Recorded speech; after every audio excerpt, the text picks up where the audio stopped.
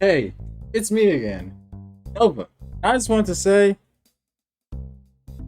hey, it's Editor Nova here. I know the other Nova's frozen, but I just wanted to say one quick thing. I really appreciate it for Beat Saber 1235 for being the first member of the channel. I really appreciate it. And also, if you're looking to get coached in Ghost of Tabor, they can do one-on-one sessions with you. It's only $8 a month, but that's not all. If you want more info, click that join button down below. But also, while you're down there, go ahead and click subscribe, and then also kiss that like button for me. I just wanted to say thank you guys for the amazing support on the channel. We're super close to 4K.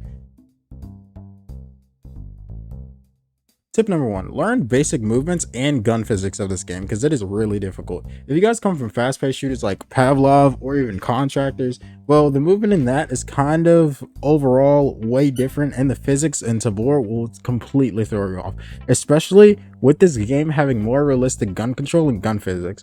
But don't go installing the game just yet. You're just not used to it yet because you need way more time in raid than you think. But also remember to make a conscious effort of getting used to moving around. The overall controls from sprinting to looting to even gun physics in this game and how you hold your gun and where your bullets land and how your bullets drop, and even the ammo you use is super important in this game. In most games like Pavlov, for example, the bullets kind of go where you're aiming at, but in Ghost of Tabor, the bullets will kind of go where your bore is aiming at. For example, if I shoot directly in Pavlov, the bullets will fly directly where I'm aiming at, like here. But if I shoot in Tabor, the bullets will go a little bit where I'm aiming at, depending on the distance, but then they'll have a little bit of drop, basically kind of like in real life. Tip number 2, map knowledge. Map knowledge is everything in this game. Most of your deaths and losses at the start of the raid and at the start of your sad little Tabor life will be caused because of lack of map knowledge that you have in the game.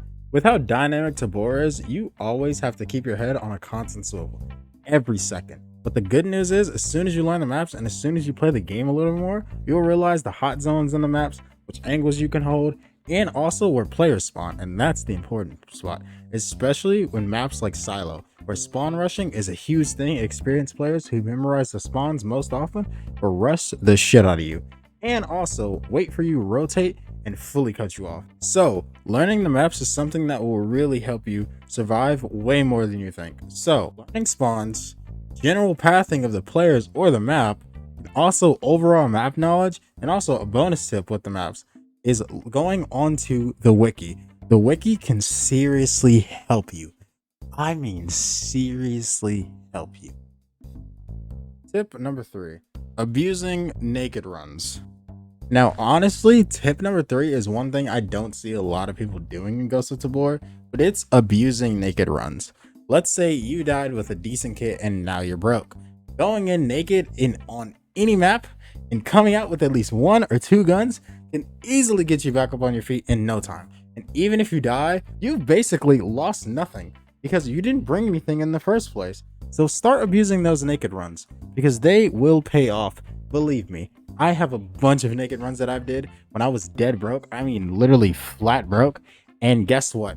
Doing those naked runs led me to, I think it was a Galil, and then I killed another guy, and then I killed a Chad, and then I sold all of his gear, and I was back up like 200 grand.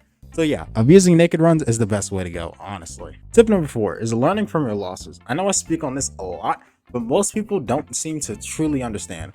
So please, if possible, I highly encourage you to record your own gameplay. I've said this so many times, it is crazy. It is a great way to look back at the moments and see what you fully did wrong or what you could have done better to get out of those situations or to even just survive in those situations.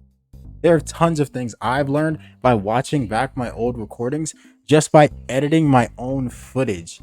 So if I can learn stuff just by editing my own footage, I'm pretty sure you can learn something just by watching at least 1 minute on how you died and what you could have done wrong. Take mental notes about what happened. I personally learned a lot from reviewing my own footage just from editing. As I said before, it's helped me improve my overall gameplay and decision making in general. If you don't do this, you need to start doing this because it might be your downfall. Now, tip number 5, I don't see a lot of people doing, and honestly, it's buying my membership, where you can get a free coaching that will help you improve and get better at the game, better than anyone, because I have 3,000 hours to back this up.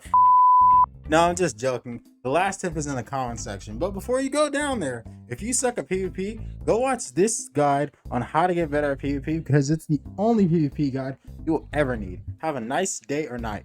Peace.